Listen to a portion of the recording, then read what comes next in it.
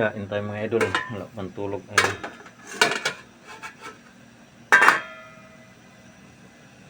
Nagpaksyo ako mga idol ng pangat ng isda na to. Yung danggit. Ayan. Danggit yan mga idol, pangat. Ang daming kamatis, tapos inibabo ko tong pork chop na natira. Kasi malamig na sa rep yan. Sarap ng sabaw.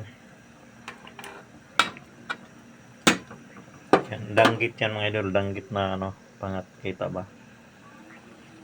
Yan. Niluto ko kanina yun, pero ngayon lang ako kakain. Hindi kumain pala ako kanina. Tapos yung iba dyan, dami yan. 1 kilo yan. Tapos pinakain ko yung 4 na piraso sa pusa na alaga. Kasi nagsawa na sila sa cat food, kaya inanuhan ko, pinangatan ko ng isda. Makikita ba yan?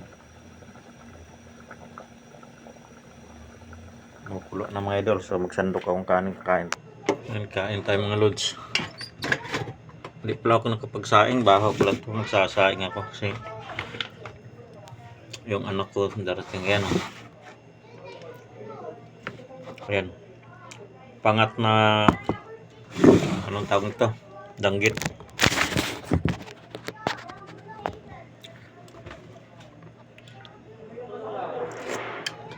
Sarap ng sabaw. Ayan, may okra yan mga idol. Ang pinang-asim ko dito, sukang tuba. Binigay niya kayo.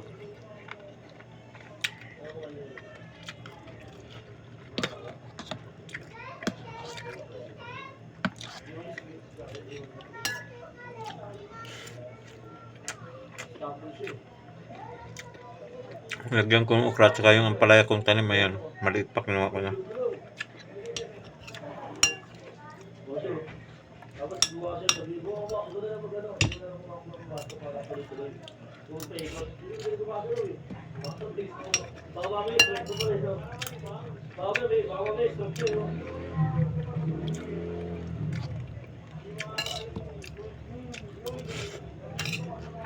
Kapang ampalaya.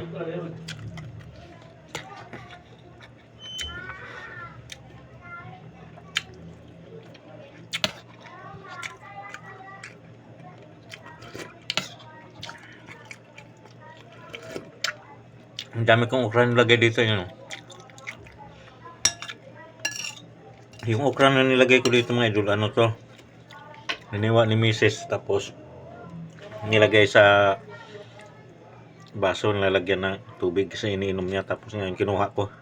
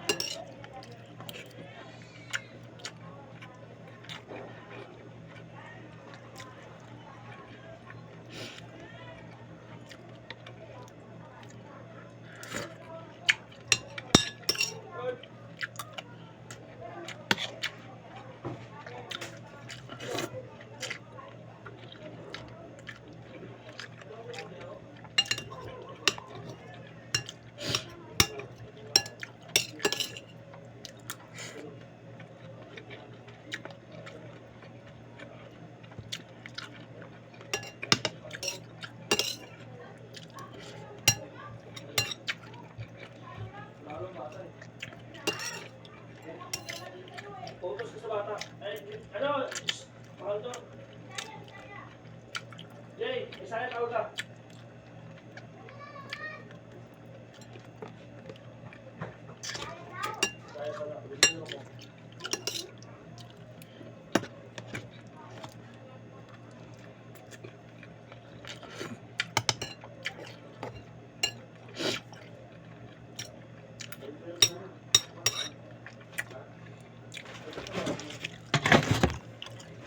Wala nang bahaw.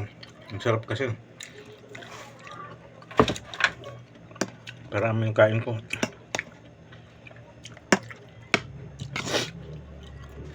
Wala pa akong tulog mga idol. Galing pa ako hatid ng anak ko sa sukat.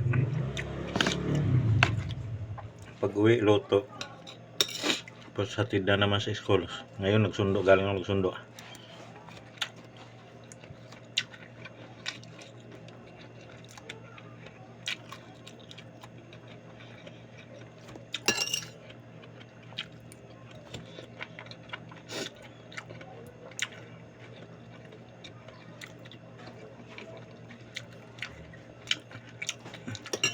Ang gulo ng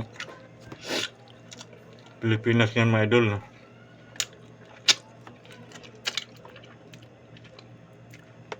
Kapwa Pilipino gaway-away. Hindi ka nga makapag-comment pag nag-comment ka eh. Ang dami agad galit sa'yo. Sa akin, dami nagalit sa akin. Wala po akong pinapanigan. Hindi po ako Marcos, hindi rin po ako Duterte. Hindi ko po binoto sila, iba binoto ko.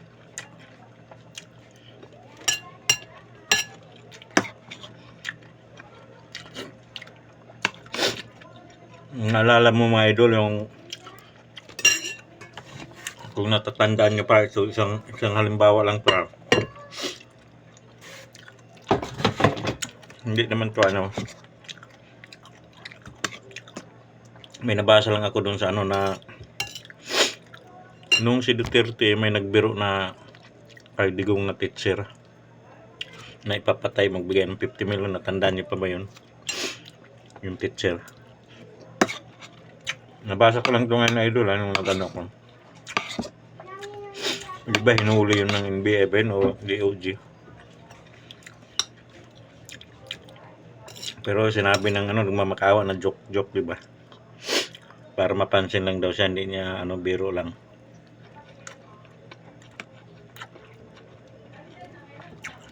Hinuli pa rin siya. Yun yung isa ko nabasa mga idol. Tapos bakit daw si tatay nagbitaw ng ano, napapatay ni ilang senador yun, 15.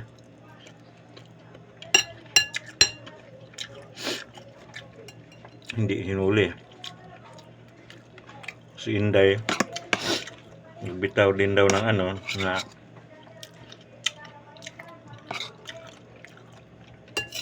papatay. Sino yun? Si presidente. Hindi yun hinuli. Yun ang ano, basihan ng ibang tao. Basa ko lang yung tama naman. Kasi ang gusto daw nila silang masunod. Gusto nila pag nasabi, hindi raw ano, okay lang sa kanila pag silang nagsabi. Tama nga naman. Pero yun, nabasa ko lang yun ha. Baka sabihin nyo yun. Kalaban tayo ni tatay at kalaban tayo ni Pangulo, hindi. Hindi po ako nakikialam sa mga ganyang usapin mga idol kasi ang 2000 hindi naman tayo kilala niya mga yan.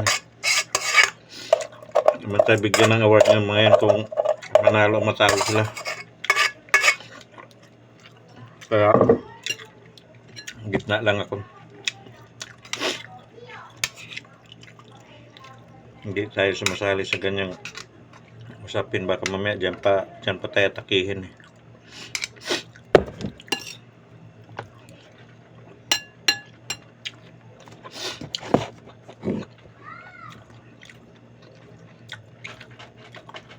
Ang dami kasing naawa kay tatay. Ang dami rin natuwa nung ano, kahit kanya-kanyang ano yung matao ngayon.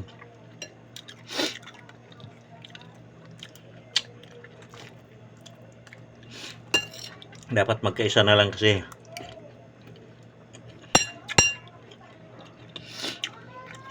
Huwag na tayong sumulsol, huwag na tayong kumampi kasi hindi natin alam eh. Kung tutusin, sabi nga nila, rally ng rally.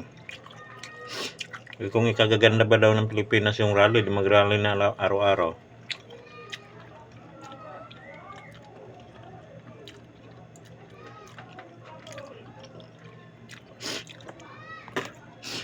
Dapat kung gitna ka lang, mga Pilipino ka, kinig lang tayo. Pag pinatulan natin yung mga post at saka ano, mga comment-comment, nako, high blood rin na yun.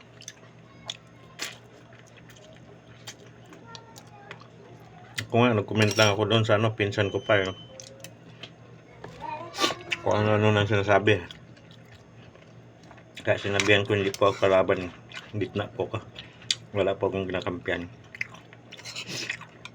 Mahirap yun, magbitaw ka ng salita.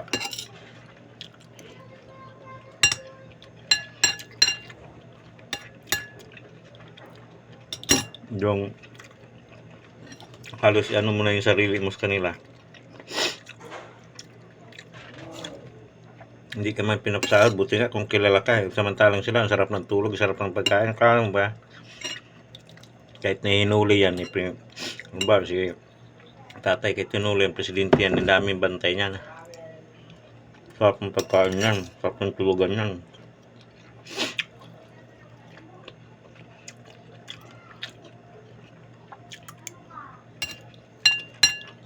Kaya isipin natin mabuti.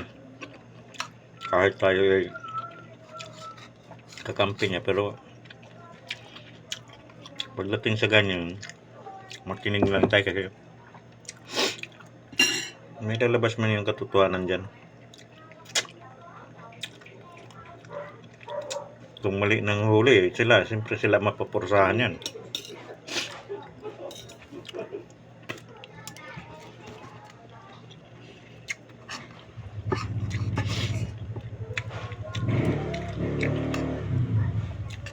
Pero kung magngangawa tayo ng magngangawa, wala. Totoo lang.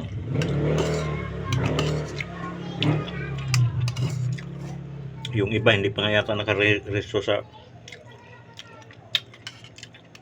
ano, sumasama na sa rally. Baka nga hindi pa butante.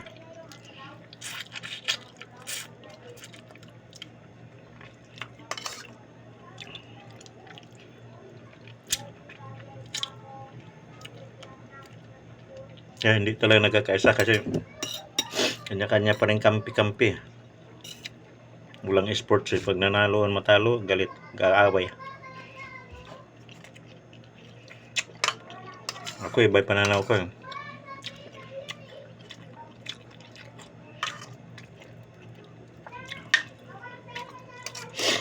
Pag talo-talo.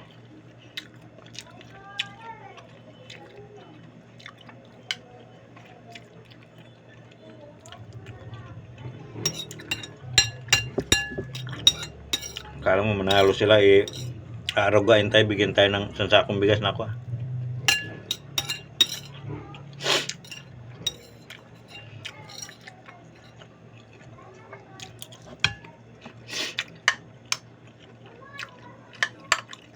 Rally. Pag pinatawag sa school at in meeting, hindi makatin. Kasi busy. Pala sa rally.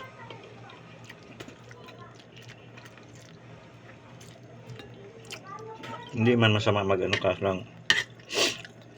Para sa akin lang hindi man ako perfectong tao. Wala naman rin akong natapos.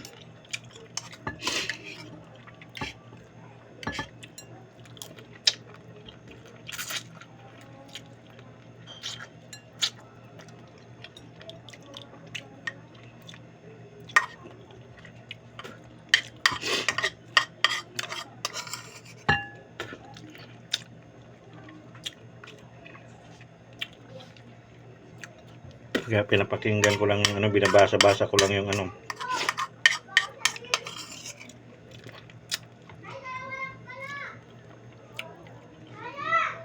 Mga nababasa ko tungkol kay Trillanes, kay Ture. Ang dami ng ano. Si Ture ginawa ng ano, napanood niyo yung mga Ginawa ng si Diwata. Ang galing din mag-ano. Pero kung tutusin ano yun kawawa naman yung pamilya noon pag ginanyan. Siyempre makikita, mababasa. Masaktan din yung pamilya na yan.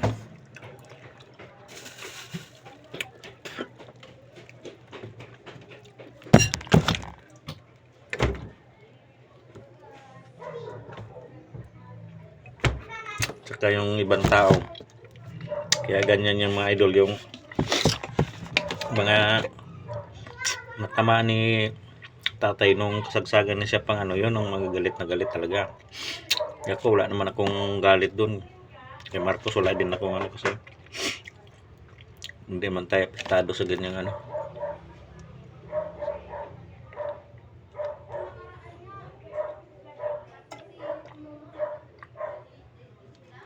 kaya ganyan sila. Pero yung iba yung hindi hinamihimay yung basta na lang sasali siya mahirap yun. Hindi mo alam yung Ako nisip-isip ko talaga kaya galit na galit yung tao kasi siyempre kahit maraming nagawa yung kung marami rin namang nasagasaan, siyempre ganun talaga yun, magalit talaga yung nasagasaan. Tulad yung sinasabi nila may namatay, di ba, magalit talaga yun. Kung isipin mo sa pamilya mo nangyari, tuwa ka kaya pag-isipan talaga natin mabuti. Pangit yung mga personal na post, bangag adik, tapos mayroon pang mga dutai, tabingi, ano ba yun?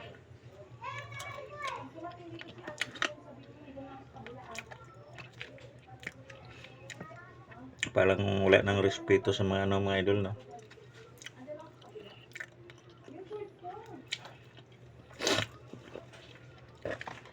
Ito kwento lang ito mga idol ha. Bye bye na.